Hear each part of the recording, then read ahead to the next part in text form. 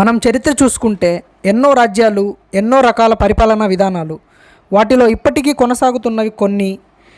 అలాగే రాజ్య పరిపాలన విధానాలు మార్చుకుంటూ రాజ్యంలో ఉన్న ప్రతి వ్యక్తి నిర్ణయానికి విలువనిస్తూ ఏర్పడే రాజ్యాలు కొన్ని. ఇలా శతాబ్దాలుగా నడుస్తున్న పరిపాలనా వ్యవస్థలతో పాటు ప్రస్తుతం నడుస్తున్న పరిపాలనా విధానాల గురించి మనం ఈ సిరీస్లోని వీడియోస్లో తెలుసుకుందాం. Hi friends, welcome to KMS videos Telugu. మీరు చూస్తున్నారు కేఎంఎస్ వీడియోస్ తెలుగు ఛానల్. నేను మీ హోస్ట్ దానిష్.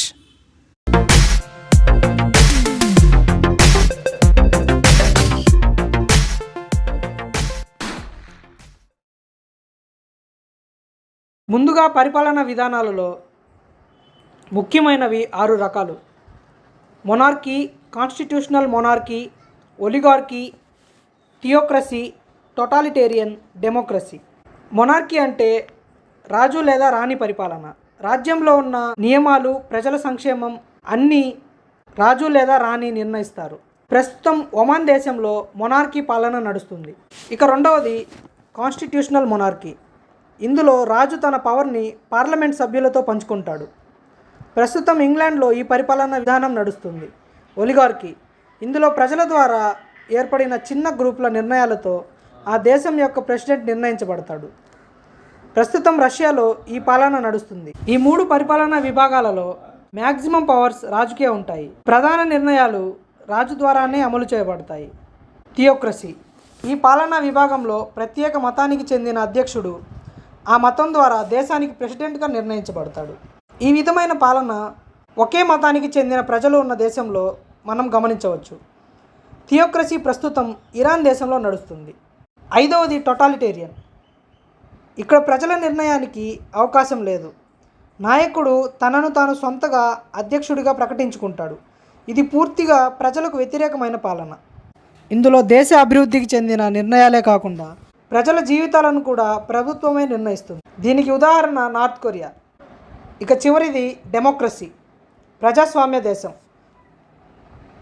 ప్రజల చేత ఎన్నుకోబడ్డ రాజ్యం. ఇక్కడ ప్రజల నిర్ణయం నాయకుడిని గెలిపిస్తుంది. ప్రజల నిర్ణయమే కీలకమవుతుంది. ప్రజల ద్వారా ఎన్నుకోబడ్డ నాయకులు దేశాన్ని పరిపాలిస్తారు.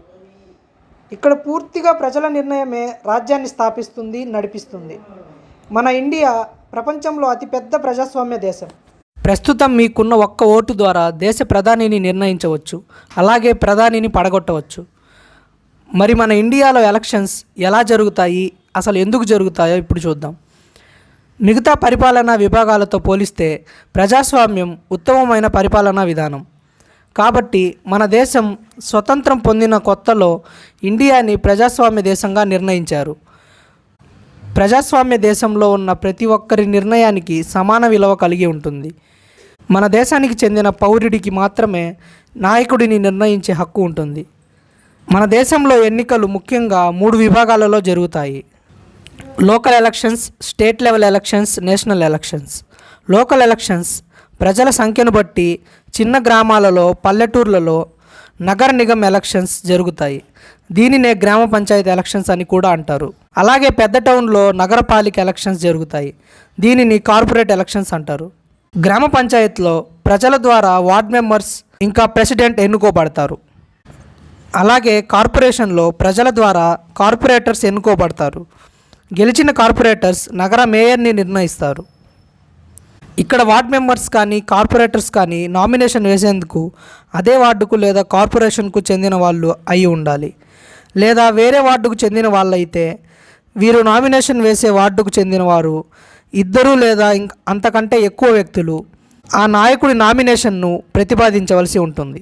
గ్రామ పంచాయతీలో బిల్ పాస్ అవ్వడానికి ప్రెసిడెంట్ ఇంకా వార్డ్ మెంబర్స్ ఇద్దరి సపోర్ట్ కావాల్సి ఉంటుంది. Okay friends, state level elections or MLA elections గురించి నెక్స్ట్ వీడియోలో మనం తెలుసుకుందాం. ఈ వీడియోని ఒక లైక్ చేయండి. ఇంట్రెస్టింగ్ వీడియోస్ కోసం కేఎంఎస్ వీడియోస్ తెలుగు ఛానల్కి సబ్స్క్రైబ్ అవ్వండి. మీ ఒపీనియన్స్ని కామెంట్ చేయండి. Thank you for watching complete video. Meet you in next video.